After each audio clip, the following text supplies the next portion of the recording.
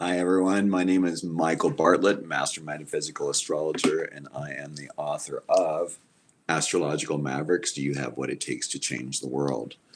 So what I like to do with these live sessions once a week is to use some examples from the book. There are quite a few to draw from. The book is about 1,000 pages, available from Amazon, Apple for your Kindle, and also from your local bookstore if you request it. It can be hardbound or softbound. Actually, electronic version too, which makes it real easy. So what my book is about is for people who have planets conjunct any of their angles, astrologically speaking. So if you have any planets conjunct your ascendant, your IC, your descendant, or your midheaven, or even in the same sign as any of those four, you are what is considered a maverick. If you're unsure whether you're a maverick or not, feel free to email me, michael@coremichael.com, and share with me your birth date, your birth time, and your birthplace, and I'd be happy to run your birth information and get back to you and let you know what, if any, you have. One of the prime ways you can tell whether you're a maverick is that you know there are rules, but they don't necessarily apply to you, meaning you kind of know your ways about how to go around them and when you can get around them. So that's kind of like one of the easy ways to be able to tell kind of like if you're a maverick, because we kind of set up our own rules of engagement, so to speak. So for this week's example, I'm going to talk about the sun in the midheaven, sun on the IC in Scorpio. And I had it saved, and then I went and took it out, unfortunately. So I will just take 1 second. Here we go. The example I have is Indira Gandhi. The day before she was assassinated, this is what she stated at a speech. I am alive today. I may not be here tomorrow. I shall continue to serve until my last breath. And when I die, I can say that every drop of my blood will invigorate India and strengthen it.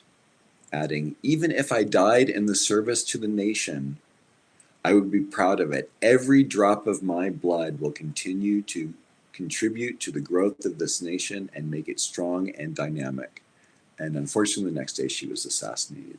I think this is such a powerful example of the scorpionic aspect right there at the IC. I mean, she really also had a bit of foresight, a bit of awareness that this was going to happen, and this is what makes it even more powerful in a sense of what it is. And she did indeed sacrifice herself for her country, and did make a difference for India.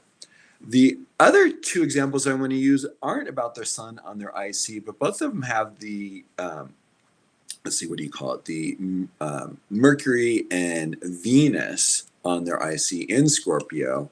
And both of them are very well known in their own certain ways. With one of them is a serial killer known as Ted Bundy.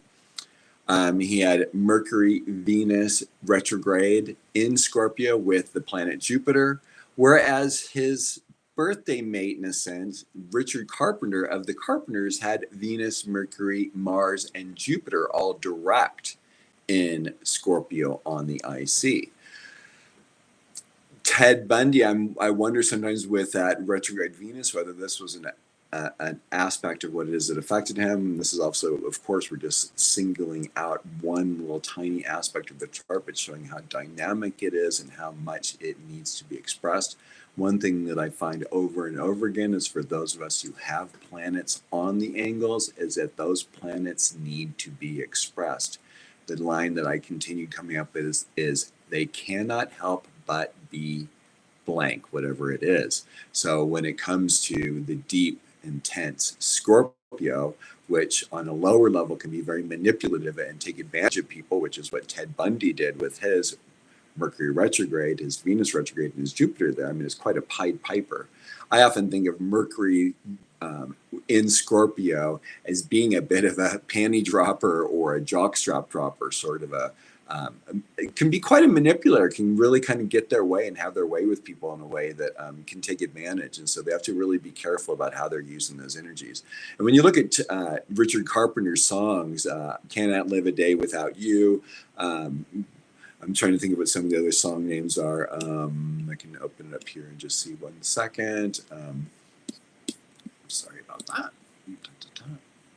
I won't last a day without you, hurting each other, and yesterday once more. Those are all very Scorpio sounding words and songs. And the other thing I want to share with you guys right now, just because it's such a powerful time for all of us with what happened here in the United States with the elections. This is just a process of what we have to go through. And there's one thing that Scorpio teaches us is endurance and vulnerability. And so sometimes we have to be vulnerable to the fact that things don't go our way. Scorpio is a fixed water sign. It's like ice. It wants things, it doesn't want things to change. It wants things to stay how it is. It's ruled by Mars on the personality level and on the traditional level.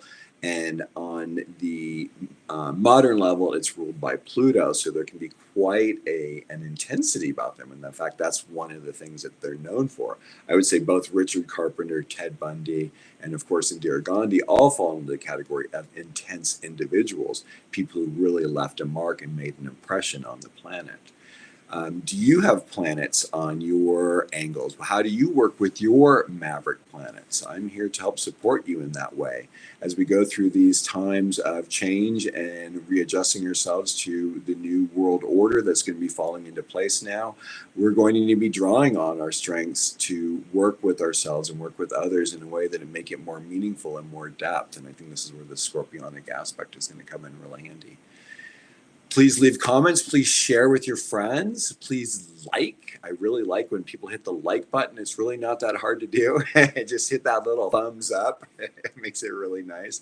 And tune into my other videos and see if you like what the information is. And of course, for those of you who have maverick planets, I offer readings that can help you work with how to make those planets thrive rather than just survive for you and get your engine working to its best capabilities. Thank you so much for tuning in today and have a great day.